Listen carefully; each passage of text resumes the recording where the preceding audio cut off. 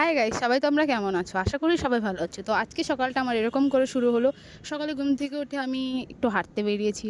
তো হাঁটতে যাওয়ার পরে একটুখানি দেখলাম রাস্তায় খুবই গরম আছে। আমাদের অ্যাকচুয়ালি আমি থাকি গুড়গাঁওতে। গুড়গাঁওতে আজকে খুবই গরম। তো এত গরম আমি আর রাস্তায় থাকতে পারছিলাম না। সকাল 6:30 বাজে তখনই এত গরম। আর দুপুর হলে জানি না কী হবে। তো আমি ভাবছিলাম কোথাও যাব।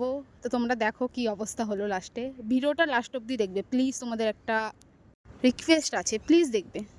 প্লিজ আমাকে সবাই একটু সাপোর্ট করো। আর এই যে আমি ভাবছিলাম একটু বাইরে বেরোবো, আর কারো পছন্দ হলো না মনে হয়, বৃষ্টিও সহ্য করতে পারলো না যে লাস্টে বৃষ্টিটাও চলে আসলো। তো লাস্টে আমি গেলাম বাইরে। তো এই দেখো আমাকে একজনও নিতে চলে এসছে।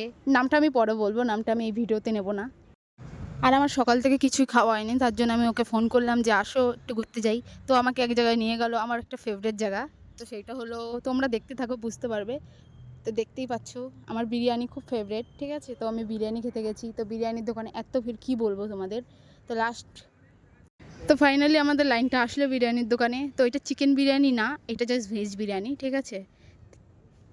আর এই দোকানে ভেজ বিরিয়ানি হলো, এই দোকানের টেস্টটা খুবই ভালো বানায়।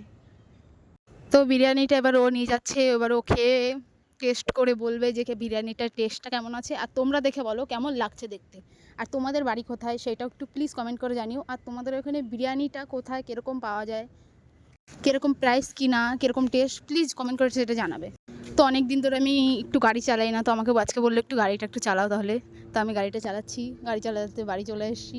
তো প্লিজ গাইস, ভিডিওটা কেমন লাগলো একটু জানিও আমাকে। আর আশা করি সবার ভালো লাগলো। Please like, comment, share and সাবস্ক্রাইবটা করে দিও। Thank you so much.